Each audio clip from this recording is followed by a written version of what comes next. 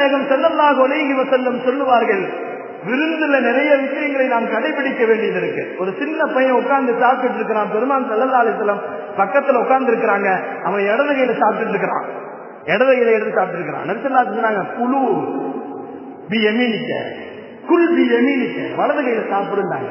முடியாதுன்றான். காலம் முழுக்க அவன் வலது கை சாப்பிட முடியாமலே போய்விட்டான்.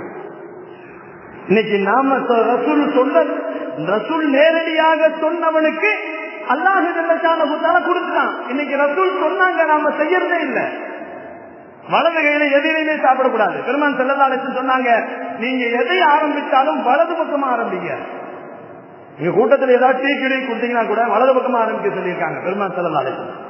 கண்ணியத்திற்குரியவர்களை இது போனோம்னு சொன்னா 14 வகை இருக்கு. சாப்பாட்டின் ஒழுக்கங்கள் 14 வகை இருக்கு. சுப்ராவே இருக்கிறது இல்லை நம்முடைய வீடுகள்ல, கீழே உட்கார்ந்தே சாப்பிடறது இல்லை. நம்ம எல்லாம் டேபிள் சேர் தான் மாறி போச்சு. கலாச்சாரங்கள் யூத கலாச்சாரங்களாக மாறி போய்விட்டது. அண்டை நாட்டுகளுடைய கலாச்சாரங்களாக போய்விட்டது. வெஸ்டர்ன் கலாச்சாரம் முடிவிட்டீங்களா?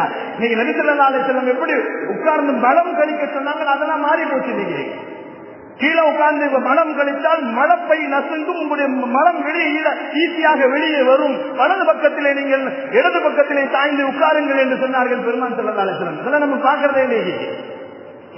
மலம் வரலையா உடனே மாத்திரை போடு. இப்படித்தான் நாம் வாழ்ந்து கொண்டிருக்கிறோம். கண்ணியத்திற்குரியவர்களை, அல்லாஹ்வின் நல்லடியார்களே, என்ன விஷயங்களை எப்படி செய்ய சொன்னாலும் அப்படி செய்யணும். சுப்ரா விரிச்சு சாப்பிடுங்கன்னு சொன்னாங்க பெருமான் ஸல்லல்லாஹு அலைஹி வஸல்லம். ஒரு சஹாபி வந்தார், நாயகனே எங்க வீட்டுல எதை செஞ்சாலும் விருத்தியே அடைய மாட்டாங்க, என்ன வியாபாரம் செஞ்சாலும் விருத்தியே இல்லைங்க. சுப்ரா விரிச்சிருக்கீங்களான்னு கேட்டாங்க. வீட்டுல இல்லைன்னாரு, விரிங்கன்றாங்க. சுப்ராவை விரிங்கள் விரித்தார். அவர் வீட்டுல சுப்ரா விரிச்சு சாப்பிட்டாங்க.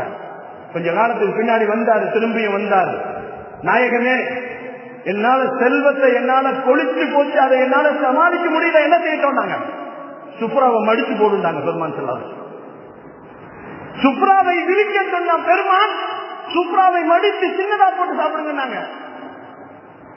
செல்வம் வருவதற்கும் செல்வத்தை கட்டுப்படுத்துவதற்கும் சுப்ரா பெருமான் சொல்லிக் கொடுத்த நிறைய விஷயங்கள்.